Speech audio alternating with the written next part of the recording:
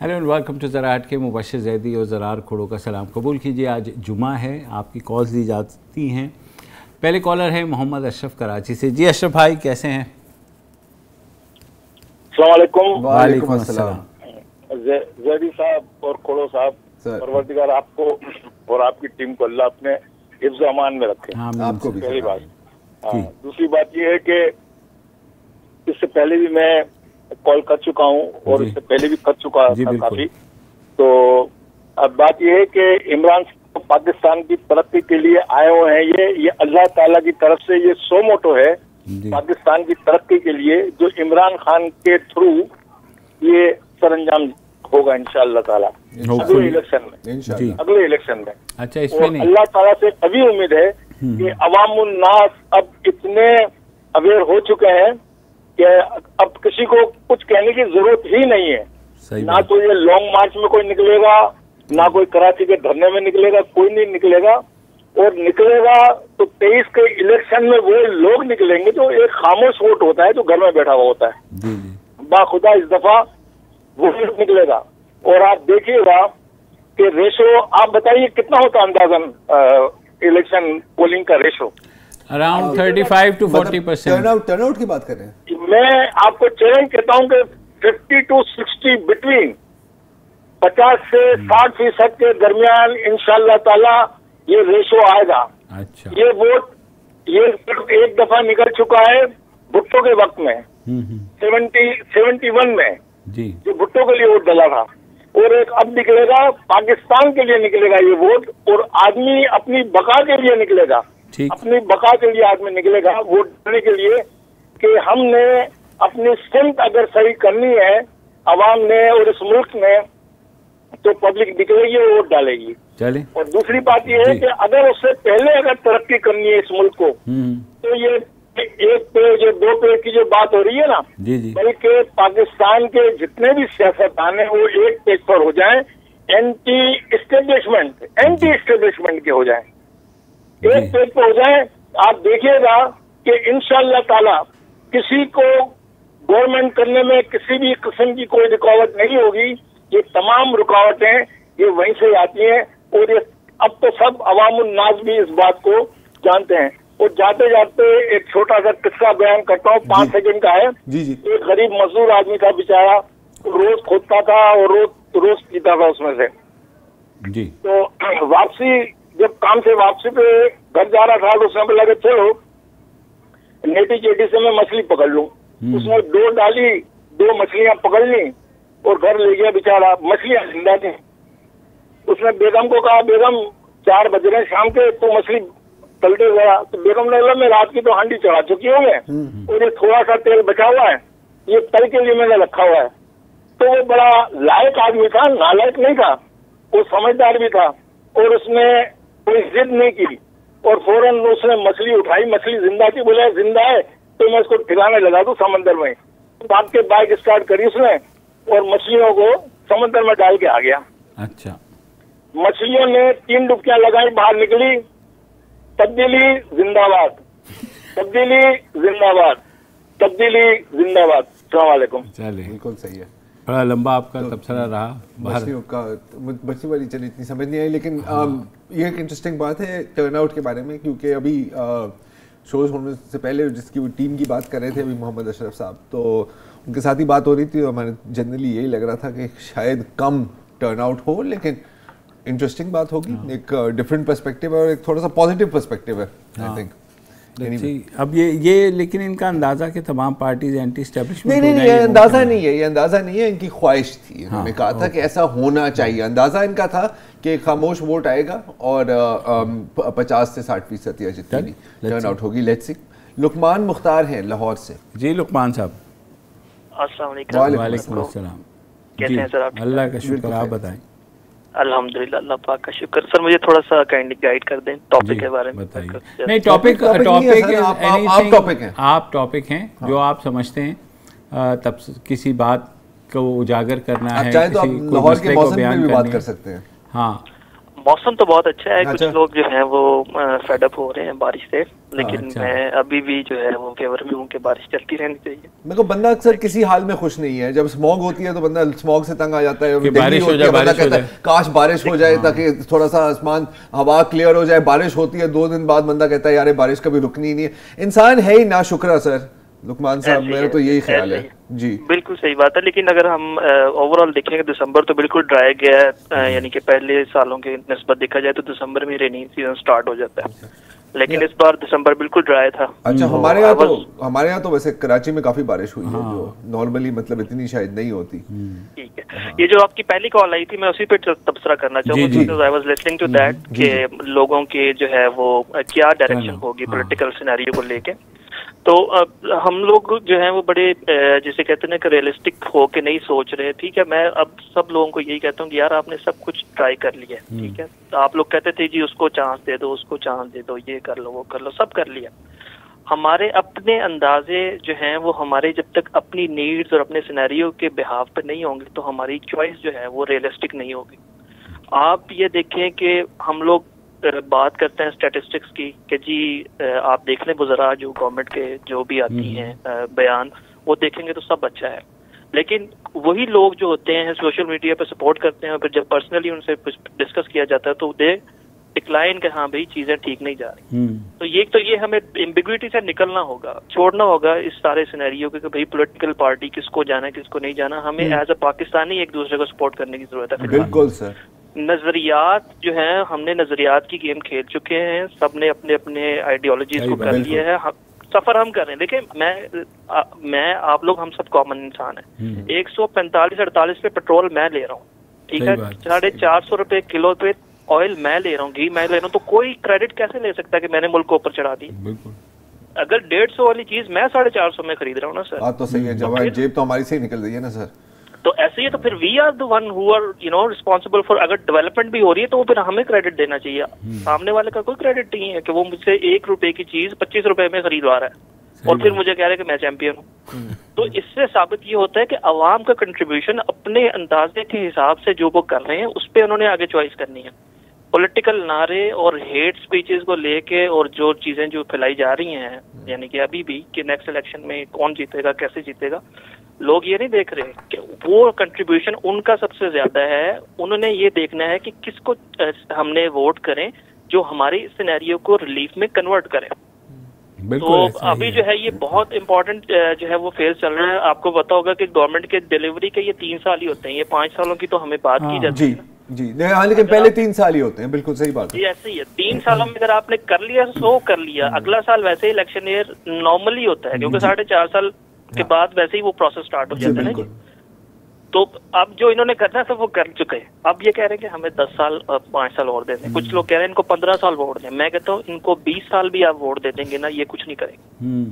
अच्छा, उसमें लोकपाल मुझे जो सिल्वर लाइनिंग नज़र आ रही है, उम्मीद की किरण है ना, वो है लोकल बॉडीज़ इलेक्शंस। आप चाहे जो भी कर लें, मेरे ख्याल में उससे एक बुनियाद ज़रूर पड़ेगी कि जो अगर किसी भी किस्म की तो लोकल लीडरशिप जब तक ऊपर नहीं आएगी, जाहिर है चीज़ें बेहतर नहीं होंगी। और शुरू में जाहिर है हर एक का, किसी का भांजा, किसी का भतीजा, किसी का बेटा, किसी का मामू, किसी का चाचा, वही लोकल इलेक्शंस में ऊपर आएंगे। लेकिन इवेंचुअली अगर ये सिस्टम हमारे यहाँ चल पड़ा तो लोकल नीड्स के हवाले से जब हमारा सिस्टम बनेगा तो तब ही बेहतरी आएगी। शायद हम लोग ना देख पाएँ वो बेहतरी, मगर शायद आप जैसे नौजवान जो हैं इंशाल्लाह दुआ ज़रूर है कि वो ये ज़रूर देखेंगे। अगेन चेंज जो है बहुत पेनफुली स्लो प्रोसेस होता है, तो अगर बुनियाद डल जाती है कम से कम लोकल बॉडीज़ की तो मेरे ख्याल में बेहतरी की उम्मीद रखनी चाहिए। जो बात थी ना, मतलब मैं एग्री करता हूँ 2 चीज़ें से। आई होप कि लोग प्रैक्टिकल हैं। अब देखते हैं, ये तो आने वाला वक्त ही बताएगा। जो डेवलपमेंट की बात की ना, क्रेडिट वाली, तो एक हमेशा एक हंसी आती है कि पूरे सोशल मीडिया पर आप एक रोड की कॉपरेटिंग करते हैं, कहीं की भी बात कर रहा हूँ, या कोई एक माइनर काम करते हैं जो वैसे ही आपका काम है, हाँ, और फिर कहते हैं ये देखिए अवाम के लिए एक तोहफा। मतलब यार मेरे टैक्स के पैसों से तुम मेरे लिए काम कर रहे हो और कह रहे हो कि सर ये देखें आपके लिए तोहफा। ये कौन सी गेम है? ना कि बार कितनी लो है, हाँ, बार कितनी लो है कि जाहिर है हम तो कराची में रहते हैं ना, हमें पता है सड़कों का हाल क्या है, पता है बार कितनी लो है। बार कितनी लो, बल्कि बार अंडरग्राउंड है, नजर नहीं आती, बार अंडरग्राउंड है ना, इसी वजह से। मुबीन इस्लाम साहब हैं कराची से। जी मुबीन भाई। अस्सलाम वालेकुम। वालेकुम अस्सलाम। सर मैंने ये पूछना था कि पहले सहाफत में लोग मास्टर करके आते थे जी, और फिर बड़े मुज़ाकरे करते थे, क्या अब जो है ये अब जो सहाफत का कोर्स है वो किसी रेसलिंग की जगह पे होता है या ये किसी और कहीं के? अच्छा, मास्टर्स करके कौन आता था सर? Masters in journalism. देखिए पहले मैं आपको सीधा बताऊं, हमने इतने बड़े बड़े देखे, फराज जैदी, सादिक साहब, बड़े बड़े नाम, अल्ताफ हसन कुरैशी, मौलाना सलाउद्दीन, बड़ा एक नाम था हमारा, सुल्तान साहब आपके एडिटर, मतलब हमने जो पढ़ते आए थे। लेकिन अब तो ऐसा लगता है कि ये किसी अखाड़े वखाड़ा से सीधे आ जाते हैं, 8 से 9 तक का उनका पहले का टाइम होता है।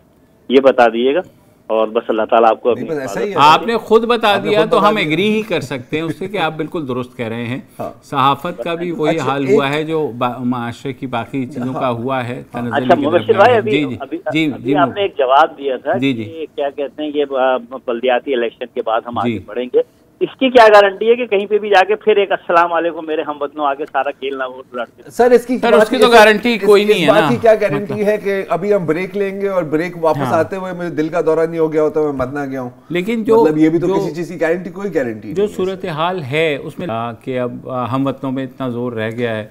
दूसरी बात है कि अगर जोर है ना मेरे अजीज कहने वालों में इतना जोर है। अगर हमवतनों मेरे अजीज हमवतनों करके सामने आते हैं ना, तो फिर डॉलर जब बढ़ेगा तो उनको ही गालियां पड़ेंगी, गैस नहीं मिलेगा, पानी नहीं होगा, बिजली नहीं होगा। कौन ऐसा चाहता है? मैं तो नहीं चाहूंगा। अभी किसको पड़ रही है?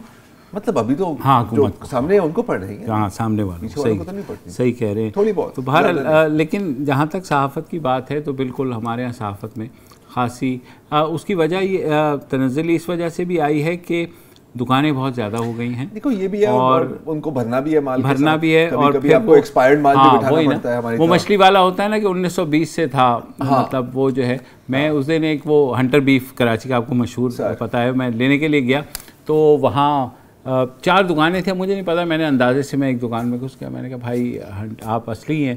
कह रहे हाँ जी, वो जब जो मालिक थे उनकी डेथ हुई, तमाम भाइयों ने अलग अलग बना ली है दुकान।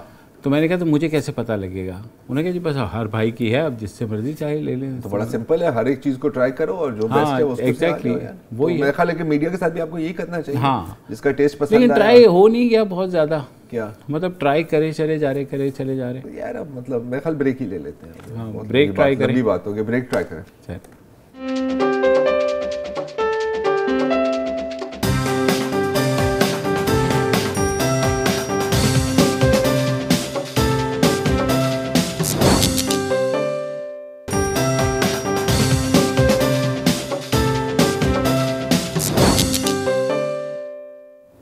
Welcome back. जी अगले कॉलर है हमारे इम्तियाज हुसैन साहब कराची से। अस्सलाम वालेकुम सर।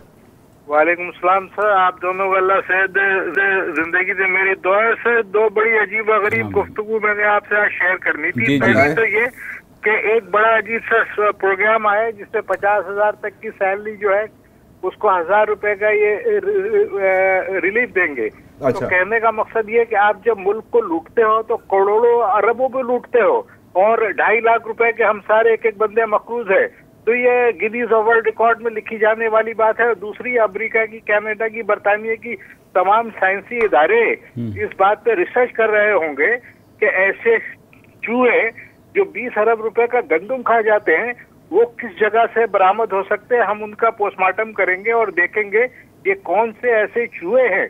तो सर आवाम के लिए बड़ी शर्म की बात है, आवाम दरबदर हो गई, आवाम बर्बाद हो गई, आवाम तबाहाल हो गई। मगर रहम आया तो सिर्फ ये आया कि करोड़ों में लूटो और गरीबों को 1,000 रुपए। यार ये बड़ी ज्यादती है पाकिस्तानी अवाम के साथ। मेरा ख्याल आप भी इस बात से इत्तफाक करेंगे। मैं तो अफसोस करता है बच्चे से बूढ़ा हो गया है मुबशिर भाई, मगर मैंने आवाम की फलाह के लिए कोई मर्द मोमिन, कोई मर्द ऐसा नहीं देखा जो आवाम की फलाह बहबूद के लिए उसके भरम पे। वल्लाह हम कब सही होंगे? मुझे तो लगता नहीं कि जजमेंट डे से एक दिन पहले भी सही हो जाए तो गनीमत। अस्सलाम वालेकुम। वालेकुम अस्सलाम। चलें, नाउमीदी अपनी जगह है, पैसिमिज़्म है बिल्कुल। माशरे में एक बड़ा तबका ये समझता है कि चीज़ें बेहतर नहीं हो सकती हैं। तो मैं हर एक को एक बात कहता हूँ कि आप अपना हिस्सा ज़रूर डालिए उसमें, अपने हिस्से की जो एफ़र्ट ज़रूर कर जाइए, चाहे वो इतनी सी एफ़र्ट हो, माइन्यूट हो, अपने मोहल्ले में कर जाइए, अपने आसपास के लोगों से कर जाइए। तो इसी तरह कलेक्टिव एक जो है एफ़र्ट बनती है। अभी तक हम ये उसी मसीहा के इंतज़ार में हैं, जैसे आपने कहा आज तक जो ये नहीं आया वो नहीं आया। सही बात है। तो जब मसीहा नहीं आएगा सर, मसीहा आप हैं, हम हैं, और हमारे जो देखने वाले हैं इस मुल्क के शहरी जो हैं वो मसीहा हैं। उनको ये समझना पड़ेगा कि उनके हिस्से की एफ़र्ट कोई दूसरा नहीं करेगा, उनको ये एफ़र्ट खुद ही करनी है। अब अगर वसत होता तो कोई यहाँ पे कोई सिनिकल बात कर देता। हाँ, शेर सुना देते। नहीं, वो कहता ना कि यार तुम कितने भोले हो। हाँ, वो ना मतलब लेकिन नहीं है तो मैं कहता हूँ कि नहीं यार, सही कह रहे हैं। हाँ, बात तो सही है। नहीं, बात सही है। मतलब क्या यार, हमेशा क्या बंदा डिप्रेशन में बैठा रहे। अली रजा साहब हैं कराची से। जी अली भाई, वालेकुम अस्सलाम। मैं सारी इस गुफ्तगू से और जो कुछ देख रहा हूँ उससे ये नजर आ रहा है कि जमहूरियत बदतरीन तरीन हुकूमत है अवाम के लिए। ठीक है सर, तो क्या होना चाहिए? आला तरीन कौन सी है सर? नहीं, आला तरीन की बात नहीं। इससे पहले जितने भी डिक्टेटरशिप गुजरी में वन मैन शो होता रहा, गलियां गंदी, कुत्तों की बहताव, और हर सियासी लीडर ये कह रहा है कि सब सही है, सब सही है। तो आपके ख्याल में सियासी लीडर कहे कि सब सही नहीं है? सियासी लीडर ये सिर्फ कमाने के लिए आते हैं, अपने भांजे भतीजों बेटों को नौकरी दिलवाने के लिए आते हैं। एक बेटा कस्टम में, एक बेटा फौज में, एक बेटा नेवी में, एक बेटा एक्साइज में, एक बेटा वहाँ उनको लगा देते हैं नौकरी से। उसके बाद अल्लाह खैर उन्होंने चला भी जाना है। और इनकी अब पेंशन, अगर ये होते थे असेंबली ड्यूटी ज्वाइन करते थे तो इनकी होती थी, अब तो हयात है इनके लिए। जो असेंबली मेंबर बन के आया, उनका बेटा बन के आया, वो होता रहे। अवाम बोझ है असेंबलियां अवाम के ऊपर। इतना इनका कभी कोई डेटा जमा करके देखा जाए कि कितना खर्चा आ रहा है असेंबलियों पर। ठीक है, वफाकी फेडरल गवर्नमेंट की असेंबली हो या प्रोविंशियल साइड हो, सुनने को कोई बात, कोई तैयारी ही नहीं है। बिल्कुल सही कह रहे हैं आप।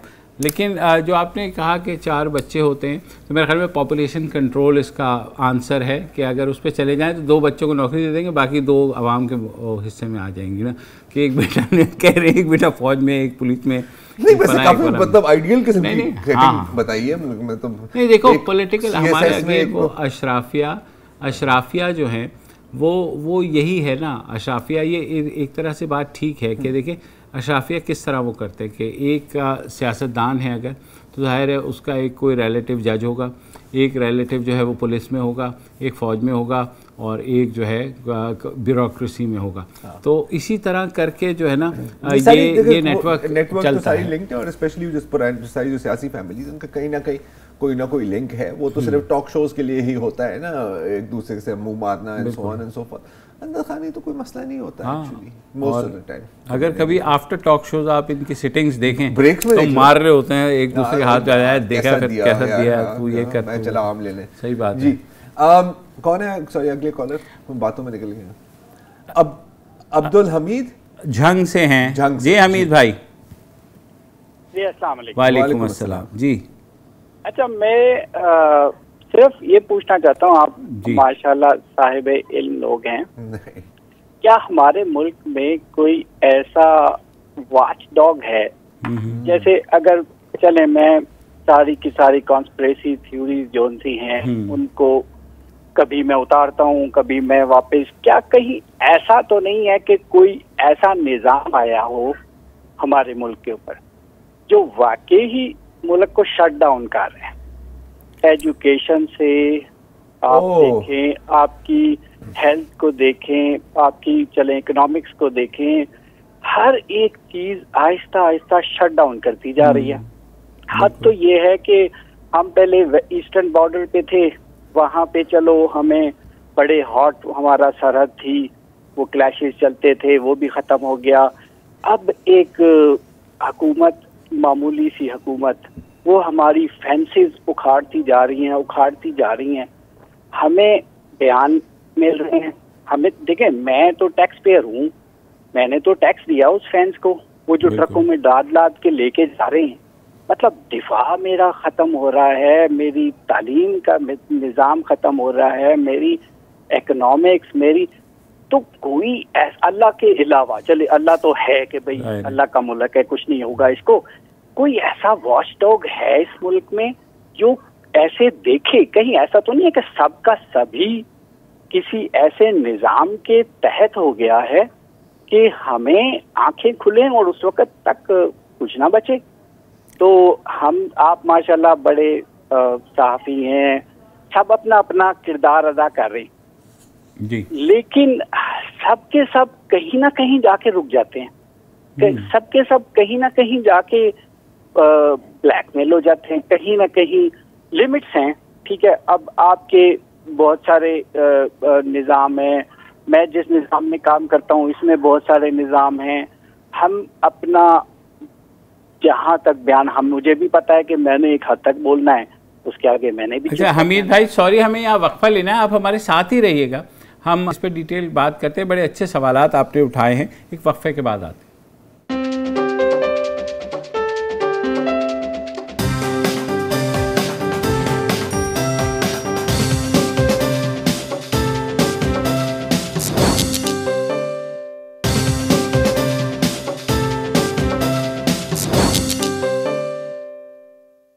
Welcome back. वक्फे से पहले अब्दुल हमीद साहब हमारे साथ झंग से मौजूद थे और अभी भी हैं, जिनका ये क्वेश्चन है कि तमाम जो शोबाजात हैं उसमें हम नीचे क्यों जा रहे हैं, क्या ये एक साजिश है या नहीं है। आपको मज़ीद कुछ कहना है हमीद साहब बिफोर वी डिस्कस? तो मुख्तसर बात करना चाहता था ताकि आप लोग ज़्यादा इसकी रोशनी डालें। सही, ठीक है। अगर मेरा ख्याल है कि अगर मैं की बात जो समझ रहा हूँ कि क्या कोई है जो निज़ाम हस्ती बिगाड़ रहा है, राइट? कोई जी जी जी उसको देख रहा है, कहीं ऐसा ही तो नहीं हो रहा? मेरा ख्याल है ऐसे ही हो रहा है। हाँ, मेरा ख्याल है अक्सर ऐसा ही होता है। मेरा ख्याल है कि काश कोई हो जो एक्चुअली या तो बेहतर कर रहा हो या तो बिगाड़ भी रहा हो, क्योंकि अगर कोई ऐसी एक शख्स है या कोई ऐसा एक ऑर्गेनाइजेशन है, इदारा है जो बिगाड़ रहा है, तो इसका मतलब है कि अगर वो चाहें तो वो संभाल भी सकते हैं, राइट? इसीलिए मेरा ख्याल है कि जो इस तरह की जो थ्योरीज होती हैं, अगर आप इनको कंस्पिरेसी थ्योरीज कहना चाहें आप कह सकते हैं, इससे थोड़ी सी तसल्ली आती है। क्योंकि अगर मतलब अब मैं थोड़ा सा पाकिस्तान से आगे निकालता हूँ, जैसे लोग अक्सर कहते हैं ना कि यार इल्यूमिनाटी दुनिया चला रहे हैं, मतलब कोई तो चला रहा है ठीक है। और मेरा ख्याल है जो असलियत है कि नहीं ऐसे ही चलता रहता है, और मेरा ख्याल है पूरी इंसानी तारीख में ऐसा ही चलता रहा है और ऐसा ही चलता रहेगा। ये सुनकर थोड़े से बंदे को खौफ होता है कि यार एक्चुअली चीज़ें केओस में है, और मेरा ख्याल है चीज़ें हमेशा केओस में ही होती हैं, केओस में ही रहती हैं। और दूसरा देखिए इस तनज़्ज़ुली के जिम्मेदार हम सब हैं, पहले हमें सबसे पहले एक्सेप्ट करना पड़ेगा। कितनी बार कहोगे ना? नहीं मैं इस बार दोगे तुम। चलो अब मैं अगले अब वसत बन रहे हैं अब नहीं, अब आप मतलब अब एक दफा वाला हो, बार बार हर दफा नहीं हो सकता। तुमने मुझे इनकरेज एक दफा एक शो में एक शो में कॉलर शाहिद महबूब है रावलपिंडी से। जी शाहिद साहब, वालेकुम अस्सलाम। जी शाहिद, मैं रावलपिंडी से हूँ। मैं ऐसे चीज आपको डिस्कस करना चाह रहा था कि मेरा खुद अपना तलक भी मोबाइल फोन कंपनी से रहा है जी। एक्चुअली पाकिस्तान में कोई भी बिजनेसमैन ना पाकिस्तान के साथ दिल से जो मोहब्बत है ना वो सिर्फ अपने पैसे से ही करते रहे हैं। आज तक अगर वो दिल से करते तो शायद पाकिस्तान की कंडीशन ही ना होती।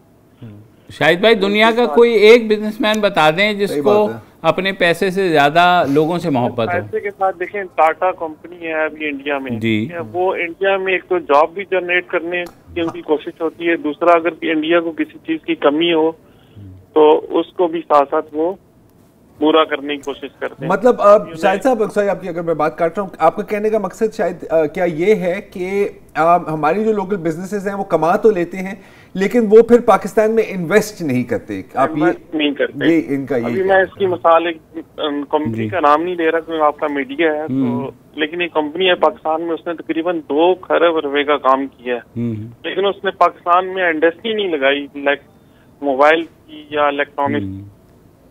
ये देखिए अगर आप किसी टेलको की बात करें, ज़ाहिर टेलको मैन्युफैक्चरिंग में नहीं होते, मैन्युफैक्चरिंग प्लांट्स जो हैं वो दूसरी कंपनीज लगाती हैं, और कराची में खैर एक सैमसंग ने एक प्लांट लगाया तो है।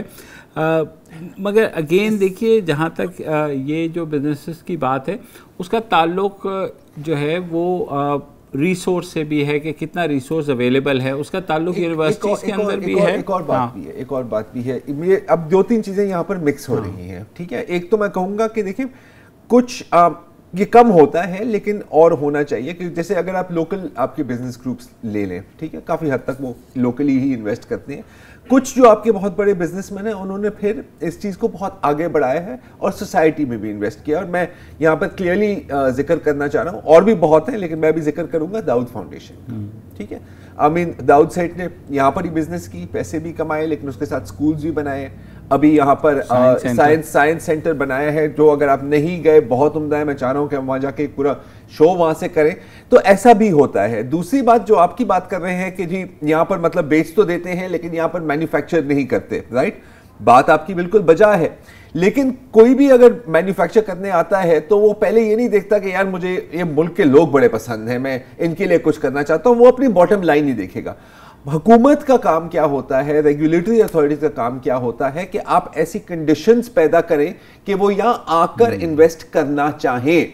या तो आप सिर्फ कहोगे कि यार नहीं, आप हमें माल बेचते हैं, इस पर हम जीएसटी कमा लेंगे या हम इंपोर्ट ड्यूटी कमा लेंगे और हम खुश हैं, वो एक अलग बात है। इंडिया में क्या हुआ है कि they created the environment for it. जो 65 की जंग तक हम भी उसी ट्रैजेक्टरी पे चल रहे थे, ये फिर एक बहुत लंबी डिबेट है, लेकिन फिर हमारी गाड़ी पटरी से उतर गई। ये एक मसला है। उसमें मसला ये हुआ कि इंडिया की अगर आप मिसाल देखें तो 80s तक उन्होंने इंडिया को 47 से 80 तक खुद अपने लोकल रिसोर्स से डेवलप करना शुरू किया। वहाँ वज़ीर आज़म से लेके और बड़े बड़े जितने भी सियासतदान थे, एम्बेसडर गाड़ियाँ चला करती थी। आपने कभी कोई बाहर वाली गाड़ी वहाँ नहीं देखी। उन्होंने पहले अपनी लोकल इंडस्ट्री को डेवलप किया। हमारे यहाँ जैसे ज़रार ने कहा कि एक सर्विस इंडस्ट्री है, बाहर से कोई आती है, हम उस पर टैक्स लगाते हैं और आगे महंगा बेच देते हैं। दुकानदारी का काम करते हैं, हम परचून का काम करते हैं। हम परचून का काम करते हैं। हमारा पूरी आधी इकोनॉमी हमारी परचून की दुकान ही है। बिल्कुल, आधी क्या 80%। आप ये देखें गाड़ियों की जो आपके so called made in Pakistan गाड़ियाँ हैं, वो क्या हैं? मेड इन पाकिस्तान कुछ भी नहीं है। और ये सवाल अभी भी पूछा गया कि जनाब आप, और ये इन्होंने अंडरटेकिंग दी थी कि हम पाकिस्तान में मैन्युफैक्चरिंग करेंगे पुर्ज़ाजात की। कुछ नहीं किया उन्होंने, लेकिन कोई हुकूमत जो है वो उनसे पूछने की रवादार नहीं है, क्योंकि आगे ज़ाहिर ब्लैकमेलिंग शुरू हो जाती है, फिर इकॉनमी जो है हम इस चीज़ पे खुश हैं। हाँ, कि सर देखिए इतनी गाड़ियाँ बिकी हैं, कौम खुशहाल है। हाँ, या हम इस चीज़ पे खुश हैं। और वो गाड़ी हमने आपने नहीं ली, वो उन्होंने इन्वेस्टर्स ने उठाई है, जिन्होंने ऑन मनी उसके ऊपर वो कमाना है, और उन्होंने वो गाड़ियाँ महंगे दामों बेचनी हैं। और गाड़ियाँ भी ज़ाहिर वो नेपोलियन ने एक बार इंग्लैंड के बारे में कहा था कि it is a nation of shopkeepers. हाँ, हम भी ऐसा ही हैं। हाँ, लेकिन हम शायद और ज़्यादा खड़े वाली जो है ना, रॉ मटेरियल तो वो बाहर से ही लाते थे चोरी करके। एनीवे, मोहम्मद अली साहब थे अभी नहीं, हाँ सॉरी, अनवर खान है कराची से। जी अनवर साहब, वालेकुम अस्सलाम। जी ज़रार खरोड़ साहब आपको, मुबश्शिर ज़ैदी भाई आपको, और वसदुल्ला खान साहब नजर नहीं आ रहे जी, आज नहीं है। सलाम। वालेकुम सर, मैं अभी आपके प्रोग्राम से पहले आपका एक प्रोग्राम चल रहा था जिसमें एक खातून कराची में लोगों से इंटरव्यू कर रही थी कि आपको क्या मसाइल दरकार है।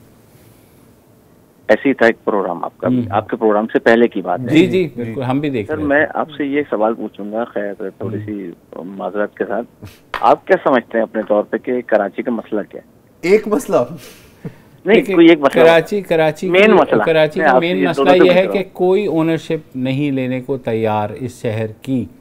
कोई ऐसी सियासी जमात, ना कोई ऐसा सियासी आप कह लें सेटअप जो इस शहर को के लिए और इससे जो है अपने ज़मीनों पर कब्ज़े करने के लिए तो बहुत लोग तैयार हैं, मगर इस शहर की ओनरशिप लेने को तैयार कोई नहीं है। मेयर जो आता है, मेयर की पावर्स जो है वो सूबाई हुकूमत ले लेती है। मेयर जो है मक्खियाँ मारता रहता है और मुर्गी है, सोने के अंडे देती है, लेकिन आप उसको चारा भी खिलाने नहीं चाहते। हाँ एग्जैक्टली, आप मतलब चारा नहीं खिलाते, लेकिन जो भी मुर्गियों को खिलाते, क्या खिलाते हैं मुर्गियों को पता नहीं, मेरे ख्याल में भूखा रखते हैं, रोजे रखवाते हैं। इस वाली मुर्गी को तो फाके पे लगाया हुआ है, मैं जनरली बात कर रहा हूँ। चलिए मैं गूगल करता हूँ, अभी एक वक्फा लेते हैं, फिर वक्फे के बाद वापस आते हैं।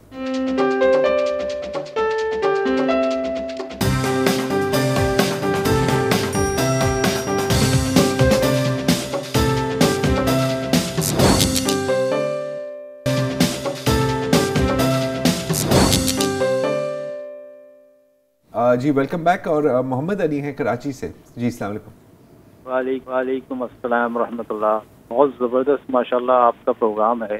बहुत शुक्रिया इस हवाले से कि आप बड़े इत्मीनान और सुकून से अपनी बात कह के और समझा के चले जाते हैं, तो इससे ये अंदाज़ा हो जाता है कि बगैर चीखे चिल्लाए भी काम हो सकता है। अगर बात में वजन है तो बात समझाई जा सकती है। मुझे सिर्फ ज़रा सा ये कहना था, एक तो माशाल्लाह बहुत अच्छी एफर्ट है आपने, ये कम से कम किसी ने तो ये कोशिश की कि कम से कम आवाम की भी आवाज़ सुनी जाए, उनका भी कुछ थोड़ा सा दुख दर्द दूर हो। तो ये ज़रा सा एक तो टाइम अगर इसका बढ़ा दिया जाए या कम से कम एक की जगह 2 दिन कर दी जाए, काफ़ी लोगों को मौका मिल जाएगा। शायद कहीं कोई किसी की कोई बात सुन ले, ये भी सदका जारी है, ये मैं तो समझता हूँ। सही बात है, बिल्कुल। अल्लाह ताला आपको अजर अता फरमाएगा। दूसरे मैं सिर्फ एक बात ये कह रहा था कि माशाल्लाह अल्लाह ताला ने आपको हिम्मत दी, ताकत दी, आपकी आवाज़ भी सुनी जाती है। बड़े बड़े काम नहीं, कम से कम सिर्फ छोटे काम जिनमें लाखों रुपए खर्च हो सकते हैं, अरबों खरबों नहीं, कि कम से कम रोड रिपेयर करवा दें और कुत्तों से जो है ना निजात दिलवा दें और कचरा उठवा दें कराची का। कम से कम ये काम अगर करवा दें। सदर कराची से मुंतखब, वज़ीर आज़म कराची से मुंतखब, अब तो तीनों गवर्नर, सदर, वज़ीर आज़म कराची के हैं। कम से कम आप ये नहीं कर सकते लाखों करोड़ों नहीं, ये तो सिर्फ लाखों रुपए खर्च। बेसिक चीजें हैं सर, बेसिक चीजें। मोहम्मद अली भाई, बेसिक चीजें। मोहम्मद अली भाई, मैं एक बात कहूँ, अगर शायद आप कचरे की बात है तो मेरे ख्याल में उसमें लोगों का भी कसूर है, हम लोगों का भी कसूर है। कचरे की जहाँ तक बात है, उसके डिस्पोजल के लिए हमारे यहाँ कुछ ना कुछ चीज़ें रखी हुई हैं, जगह बनी हुई हैं, हम वहाँ नहीं डालते। हम घर के पास देखो वो कुछ हद तक देखिए लाखों रुपए से तो होगा नहीं ना यार। नहीं, ये मतलब बात कर रहे हैं कि ये कोई ये नहीं कह रहे कि आपने पूरी कराची की वाटर सप्लाई की पाइपें चेंज करनी है। इनका ये मतलब, देखो आपकी बात अपनी जगह सही है, लेकिन जहाँ कचरा पड़ा भी होता है, ठीक है, एक मतलब अगर एक कंटेनर है, कंटेनर भी क्या हुआ, अक्सर तो एक मतलब थोड़ी सी दीवार टाइप चीज़ बनी होती है, तो जब कोई उसको उठाएगा ही नहीं तो वो बढ़ता जाएगा, फिर वो एक पहाड़ बन जाता है ना। तो अब कुछ, अगर मैं कहता हूं कि अगर 15-20% आवाम का है तो 80% तो उनका है जिनका काम इसको उठाना है ना। तो अगेन ब्लेम इज ड्यू, बिल्कुल। अब अगर, और ये बात सही है, अगर आप जा रहे हैं और आपने मतलब वो पूरे कोई बर्गर शगर के सारे आपके डब्बे हैं, आपने आराम से अपनी गाड़ी से बाहर फेंक दिया, ये आप पर है। लेकिन अगेन लोग अगर डिस्पोज करना भी चाहें तो अक्सर ये नहीं पता होता कि डिस्पोज कहाँ करना है। वो खाली प्लॉट है और आपको पता है एक इफेक्ट होता है ना।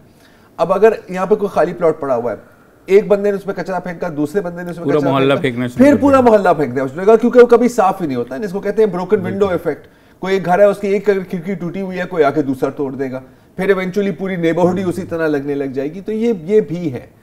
फिर सड़क का जो सिलसिला है उसमें भी आपको पता है खाते कितने होते हैं, तो कोई क्वालिटी की सड़क तो मैंने तो नहीं देखी बनते हुए। और कराची में बारिश होती है और उसके बाद सड़कों का हाल हमने हमारी जो जहाँ से हम आते हैं, यकीन करें चांद सड़क नहीं है, वो चांद की सतह जो है ना वो उससे बेहतर होगी जो ये सड़क है। नहीं, अगर कभी कोई साइंस फिक्शन की मूवी बनानी हो ना तो आप उसकी फिल्मिंग कर सकते हैं। ओह यस, बिल्कुल। ये बंदा मरीख पे चल रहा है, सही बात है। और क्या, हमको लगता बिल्कुल पाकिस्तानी मरीख पे पहुँच गया, ये तो बहुत ब्रेकिंग न्यूज़ हो जाएगी। बिल्कुल। अहमद जमान है जी रावलपिंडी से। जी अहमद भाई। जी अस्सलाम वालेकुम। मैं जली साहब और खोड़ साहब को बहुत मुबारक देता हूँ, बहुत अच्छा प्रोग्राम अल्हम्दुलिल्लाह चल रहा है। मेहरबानी। अच्छा, एक बहुत अच्छी बात आप कर रहे थे, आप इंडिया की मिसाल दे रहे थे और एक नेशनल लेवल पे बात कर रहे थे। वो देते देते हम उसको थोड़ा सा वो इंटरनेशनल लेवल पे आगे। सर, हमें छोटी इंडस्ट्री को सपोर्ट देनी, हमें घर नहीं चाहिए, हमें फास्ट प्रोग्राम नहीं चाहिए, हमें भीख नहीं चाहिए। ये छोटी इंडस्ट्री को सपोर्ट करें। छोटी, जिस तरह इंडिया छोटी इंडस्ट्री को लेके चला है, चाइना छोटी इंडस्ट्री, बांग्लादेश लेके चला है जी। बांग्लादेश सर, हमारी इंडस्ट्री बांग्लादेश में जा रही है सर। लोग हमारे से सर ये गैस नहीं दे रहे, ये वो इंडस्ट्री को कुछ नहीं दे रहे। भजन, हमें घर नहीं चाहिए, हमें सूद नहीं चाहिए, हमें हमें हमें ये कुछ भी नहीं चाहिए, एक खास प्रोग्राम नहीं चाहिए। ये छोटी इंडस्ट्री करेंगे, लोग खुद ब खुद काम करेंगे। चाइना में लोग काम कर रहे हैं, इतनी महंगाई है, बांग्लादेश में काम कर रहे हैं। ये हमारी कौम किसी ने 2-2 रोटी पे लगा दिया, 2 रोटी पे लगा दिया कि आज रोड की बात करें, रोड भी नहीं चाहिए हमें कुछ, हमें इंडस्ट्री चाहिए हमें। और ये देखिए, इंडिया अभी 10 साल पहले तक मारुति पे चलता रहा। इन्होंने अपने मुल्क में जनाब इतनी गाड़ी इंपोर्ट करके सारा पैसा बर्बाद करके जापान भेज दिया ना। इनको पाबंदी लगानी चाहिए इंपोर्टेड गाड़ी पे। हम इस काबिल ही नहीं है कि हम इंपोर्टेड गाड़ी पे चले, हमारे पास कोई रिसोर्सेज नहीं है अभी। खुदारा, हम तो IMF से और किस से लोन लेके चल रहे हैं। अब ये देखिए ना जैदी साहब, अगर मेरी इनकम 50,000 रुपए है और मैं जाके उधर 50 लाख की गाड़ी बैंक पे ले लेता हूँ तो मुझे तो लोग कहेंगे ये पागल आदमी है। तो हमें लोन की जरूरत नहीं है, हमें किसी इंपोर्ट की जरूरत। हमारी जब तक इंपोर्ट पे बैन नहीं लगेगा और हमारी एक्सपोर्ट नहीं बढ़ेगी। और एक्सपोर्ट बढ़ने का तरीका चाइना, सर हमारे बहुत अच्छा मौका मिला है। चाइना ब्लॉक हो गया, चाइना से दुनिया में कट ऑफ हो गया, वो सारी की सारी लेबर हम काम कर सकते हैं। हमने थोड़ा सा काम किया है ये पीपीई आइटम के अंदर, हमने दुनिया में एक्सपोर्ट शुरू कर दिया सर। हमारी छोटी जो इंडस्ट्री है, हमारे जो एक इधर फैसलाबाद के साथ एक जोन बन रहा है जिसको हम ड्यूटी फ्री जोन कहते हैं, हम उस पर तवज्जो ही नहीं दे रहे सर। हम लोगों को यहाँ पर ये बिल्कुल आपकी बात दुरुस्त है। अच्छा बचपन से मैं ये जुमला सुनते आ रहा हूँ, आप भी सुनते आ रहे होंगे, कॉटेज इंडस्ट्रीज को प्रमोट करना है, सुना होगा ना आपने भाई। सोशल स्टडीज के बुक में एक चैप्टर भी है कॉटेज इंडस्ट्री, मैंने भी पढ़ा। बात आपकी 100% दुरुस्त है। और ये जो छोटी इंडस्ट्रीज जिसकी आप बात कर रहे हैं ना, यही वो होती हैं जो आगे जाके बहुत बड़ी इंडस्ट्रीज भी बन जाती है। मैं सियालकोट की मिसाल ले लें आप, ठीक है। अब बचपन में भी मुझे याद है कि वहां पर कहते थे कि जी वहां पे सर्जिकल और ये, अच्छा उसको एक्सपैंड कर करके क्वालिटी की वजह से एक्सपैंड कर करके वो बहुत बड़ी इंडस्ट्रीज भी बन गई हैं। आप फैसलाबाद को देखिए, आप 20 साल 30 साल पहले जो फैसलाबाद था और आप आज का फैसलाबाद देखिए, आप पहचान नहीं सकते। ऐसे ही तो आप तरक्की करते हैं ना, जिसको हम हमेशा वही पुराना थका हुआ जुमला है, ग्रास रूट्स लेवल पर। तो यहाँ ही है एक मसला जो हमारे यहाँ है और दूसरे ममालिक में नहीं है, वो ख़वातीन की इन्वॉल्वमेंट है इकोनॉमी के अंदर। स्मॉल इंडस्ट्री में ख़वातीन जो हैं बहुत ही, और ये प्रूवन है ज़ाहिर, बांग्लादेश में, इंडिया में, हर जगह आप देख लें कि ख़वातीन की पार्टिसिपेशन की वजह से, क्योंकि छोटी इंडस्ट्री अगर घर में होती है या एक छोटी लोकेलिटी में होती है तो ख़वातीन बहुत ज़्यादा आती हैं। हमारे यहाँ कराची के अंदर कुछ इंडस्ट्रीज़ के अंदर ये चीज़ है और बढ़ेगी, लेकिन वो ज़ाहिर है बड़ी इंडस्ट्रीज़ हैं, तो छोटी इंडस्ट्रीज छोटे लेवल के ऊपर अगर ये चीज़ इनकरेज किया जाए।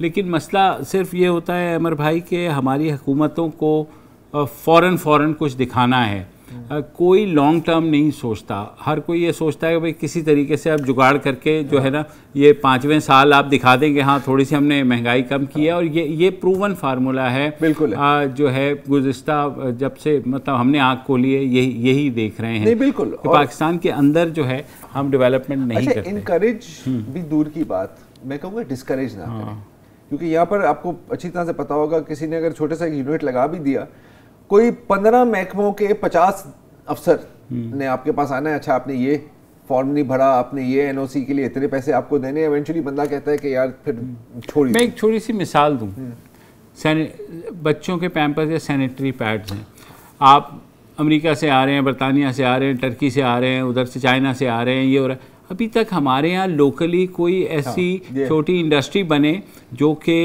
वही पैम्पर जो कि आपको 100 रुपए में मिल रहा है। साइंस तो नहीं है ना, कोई रॉकेट साइंस नहीं है। अच्छा पेट फूड, हाँ, बहुत लोग इसमें बात करते हैं क्योंकि आजकल महंगाई के दौर में जो लोग पेट्स रखते हैं वो उनके लिए एक घर के फर्द की तरह ही होते हैं अक्सर।